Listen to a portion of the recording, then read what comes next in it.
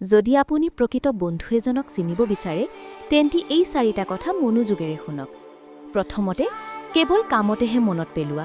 নকল বন্ধুৱে আপোনাক তেতিয়াহে মনত পেলায় যেতিয়া তেওঁৰ কিবা কাম থাকে, অন্যথা আপোনাৰ সুখ-দুখৰ সৈতে তেওঁৰ কোনো সম্পৰ্ক নাথাকে।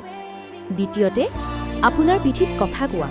যদি কোনোবাই সন্মুখত ভাল হৈ থাকে কিন্তু পিছে পিছে আপোনাৰ বদনাম কৰে, তেন্তে বুজি লওক যে তেওঁ এজন প্ৰকৃত বন্ধু নহয়। তৃতীয়তে, আপোনাৰ সফলতাত ঈৰ্ষা কৰা। প্ৰকৃত বন্ধুৱে আপোনাৰ সুখত সুখী হয়, কিন্তু নকল বন্ধুৱে আপোনাৰ উন্নতি দেখি বিচলিত হয়। চতুৰ্থতে, বিপদৰ সময়ত নাইকিয়া হৈ যোৱা। প্ৰকৃত বন্ধুৱে বিপদত আপোনাৰ কাষত থিয় দিয়ে, কিন্তু নকল বন্ধুৱে এনে সময়ত আটাইতকৈ আগতে আঁতৰি যায়।